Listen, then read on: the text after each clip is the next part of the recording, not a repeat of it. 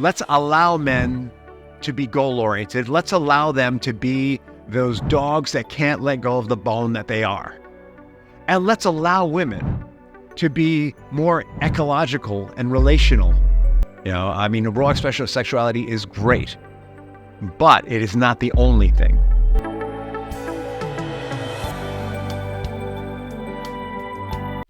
Welcome to another episode of Rich in Relationship, and today we're talking about Unchain the Rein, sharing the lead with shared strengths. That's right. So we're going to build off of last week's episode, or maybe it was yesterday's episode, or this week's episode, the last episode, which was all about intimacy and about the dance of sharing the lead in intimacy. And we're going to talk about how the differences between men and women play out in the rest of our lives. That dance that you do in bed, it's the same as the dance you're going to do everywhere else, all right? And let's talk about why this is so important. There's a huge, I don't know if you've noticed, folks, but there is a huge battle going on out there for who's gonna have power in society. We are taking down the white man, and we are lifting up everyone else. And that's a good thing, because let's face it, white men do not have enough knowledge, intelligence, experience, or resources to effectively lead everyone else in the world. I mean, let's just be honest, all right? Some white men might be great leaders. Some men of color are for sure great leaders, and women are incredible leaders. I do not understand why we do not yet have a woman president of the United States, for example. What is up with that? What is going on in this country? So this is a good battle, and you get to decide who you want to be in it through how you act in your marriage. And I promise you that if you act like an equal in your marriage, not just act, but get, experience, really own that you are having an equal partnership, and learn when you take the lead and when she takes the lead, you are going to be so much happier, and so is she. And not only that, you will become the change that you want to see in the wider culture, which is one where equity, inclusion, and equality live 24/7, all the time, everywhere. That's where we're going, right? Or that's the ideal, at least. You got to be in it to win it. So historically, men have been dominant, and my evidence is that women were one of the last groups to get the vote after African Americans, for example. I think, if I'm not mistaken, Native Americans may have been the last group, and that may have been more about guilt than anything else, but let's not get it like it's a rabbit hole. History is a rabbit hole. The point is that women have not been honored in American society since its inception, and now women are finally getting equal pay for the work that men do. And in some cases, some women are making more. And so there's this transition that's been going on the outside, and it's happening in our relationships too. We have relationships now where the woman is the prime wage earner. We have relationships where the man is taking care of the household. We have relationships where the man is the stay-at-home parent. Everything has changed, and it's all for the good, and it's challenging. And we've touched in this podcast about how men, when they're in roles that were traditionally held by women, are going to handle them differently than women do. They may try and handle them like women did, but they're not wired. Their brains are not wired for that purpose as well. They can learn, though, and grow and lean into their feminine side. But the truth is that when, as human beings, we lean into our strengths, the strengths that we take pleasure in acting, in living, in developing and growing, we feel more satisfied. And so when men try to act like women in a parental role, they don't do as well. And it's not comfortable as when they get to act like men, and vice versa. All right, I'm not going to comment. Actually, I will comment on that. Women in the workplace, for a long time, for a woman in the workplace to compete, she needed to really lean into her masculine side and compete in a male culture. And what women have done incredibly successfully, some of the most successful corporate cultures are women-owned businesses where they have built a more collaborative culture built on how women engage socially, right? Those businesses actually, in many ways, succeed to a greater level than the male cultures, which tend to be goal-oriented and less acknowledging of individuals, right? And so when a woman jumps into the corporate world and leans into her strengths, a female-led company will actually outperform a male-led company in many ways because it acknowledges the individual, acknowledges the strengths and desires and emotions of the individual, and helps them grow. Check that out. All right. So how does this show up in our relationships? That's what we're here to talk about today. And I've got a limited time window here. I got about another 15 minutes to bang this out. So let's dive in head first.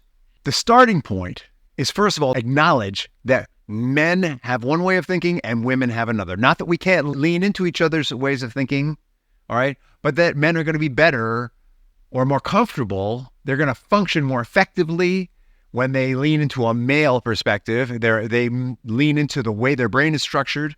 And women are going to be more effective when they lean into a way their brain is structured. They're going to be stronger. They're going to be more comfortable. They're going to be more effective. Like I said, it doesn't mean we can't cross over. It just means we might do better when we revel in the strengths that we're biologically born with. And so what that means is, let's allow men to be goal-oriented. Let's allow them to be those dogs that can't let go of the bone that they are. And let's allow women to be more ecological and relational. You know, there's a strong argument that can be made that the reason why the planet was raped for so long is that men were so busy with their goal of getting to a certain place, they didn't notice the imbalances they were creating in the ecology. And there's a strong argument to be made that a female mindset around ecology might actually rebuild the planet. That's like a whole nother podcast and a whole nother show, though. What is that? If you take those concepts and you boil it down to the family, what does it mean? Well, yeah, let's get into that deeply. What that means is that, as a rule, we want to sick men on functional things. Is the house functional? Is it dry? Has it got power? Is it safe and secure? Is it structurally sound? What are the uses of each space? Are the uses being optimized? Are there spaces where have multiple use that maybe need to be simplified, or are there spaces that need multiple use that need to be adjusted? And if a space is going to have multiple use, how do you break that up in terms of the structure of the room? This is the stuff men are really good at. What women are really good at is, what's the form of the household? Honestly, if a room is going to be multi-use, a woman's probably going to be better at figuring out how to lay that out than a man, because women inherently multifunction better than men because they have those connections between their right and left lobe that we've been talking about in other episodes. They move back and forth between logic and creativity, and so they're going to balance that out a lot better. They balance out different things better. What a man's going to be really good at is taking one thing and really, forgive the expression, driving it home. What a woman's going to be better at is going to be making sure that all the elements needed for that function to be optimized are in place. Now, we tend to say dumbass stuff like, oh, that means she should pick the furniture and the paint. And that may be true. That may be true. Actually, honestly, my wife is much happier when I allow her to pick those things. And she's much happier when she brings it to me and I give some input. And every now and then I'll just say, you know what, this is something that I just don't even care about. Please just handle it. And she'll handle it. And she's perfectly happy with that. So it's not to say that we should give one thing over to the other completely. You know, when I make decisions about the function of a room, I lean into my wife heavily because she's got to use the dang room. If she doesn't agree on the function, it ain't going to work. What does this mean in terms of the family? It might mean that on a trip, the father needs to think through what's the purpose of the trip? Are all the elements in place for that purpose to be fulfilled? And the wife may think through, all right, what are all the pieces of the trip and how do they all fit together? Now, I say it might mean that because I do know families where the wife is far more methodical and detail-oriented, and so the fine details of the trip are best left to her. But when it's all left to one person, there's a feeling of being overburdened. There's a feeling of resentment that comes up with that. And so the burden always needs to be shared. And even when we're leaning into the strength of one partner or the other, either as a man and a woman or just as individuals who have some inherent gifts, when we're leaning into the inherent gifts, we always want to be involved. And when we're leaning in, that basically means we are leading. All right. I'll give you a real obvious to me anyway. I've got 38 years of martial arts background, and I grew up in a sketchy neighborhood. Sketchy for me, not thoroughly sketchy, like not awful, but I needed to look out. So I'm super aware, like on the job aware of my surroundings, and I'm equipped to handle situations that come up. And very often people mistake me for a police officer or a retired police officer at this stage of my life, because I've aged out of the ability to serve on the police force. And I never did serve on the police force, just for the record, but I've got all the qualities of someone who might have. And so the understanding in my family with my girls is that if we're walking down the street and something scary is coming from the other end, I will ask them to please go to the other side of the street and allow me to handle it. And they will do something like call the police or whatever while I'm handling it. And the understanding is that I'm best equipped for that. I'm physically bigger than they are. I've trained most of my life to handle the situations. I grew up in a neighborhood where I dealt with those situations all the time. In every way, I'm best equipped for that. Now, that doesn't mean that I tell them how to live their lives. That doesn't mean that I'm the president of their universe. What it means is, in that situation, I know what best to do. All right. And so this is the heart of shared leadership, and this is the heart of shared strength, is we acknowledge our individual strengths. When I say that, I'm talking about our skills and innate abilities that we've developed. And we acknowledge also the differences between the way we were raised, where we were raised, the culture we were raised in. And we acknowledge the differences between the way our brains are wired and what we're best at. And we allow each to lead in each area. And so this is, in essence, submitting ourselves one to another. Whenever one of my children is really upset, the person who's usually best equipped to handle it is my wife, especially if it's one of my girl children. When they're upset, my role generally with them is to speak confidence and faith into them, and her role is to hear their pain and help them to release it. These are what our natural strengths are. All right, so I want you to wrap your mind around this. Maybe what you need to do is sit down and inventory. What are your strengths and what are your partner's strengths? Inventory, what are your strengths as a man? What are her strengths as a woman? Or if you're a woman listening to this, what are your strengths as a woman and what are his strengths as a man? I tend to speak to men because I do a lot of work with men, but I work with couples as well.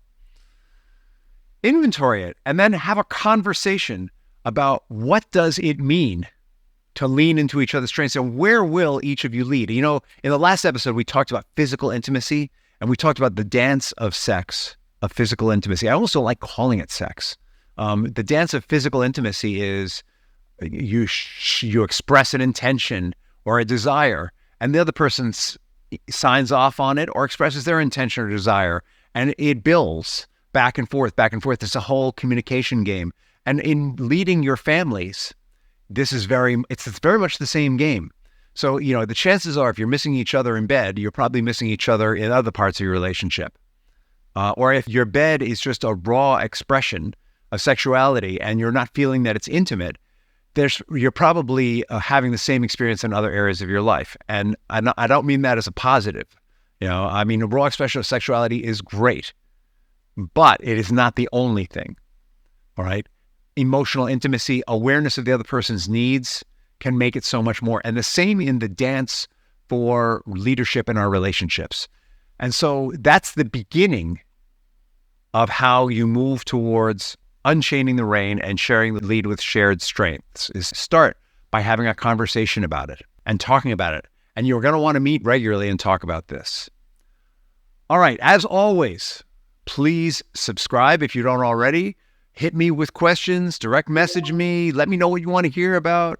Let's keep going on this journey together, and thank you so much for listening to another episode of Rich in Relation.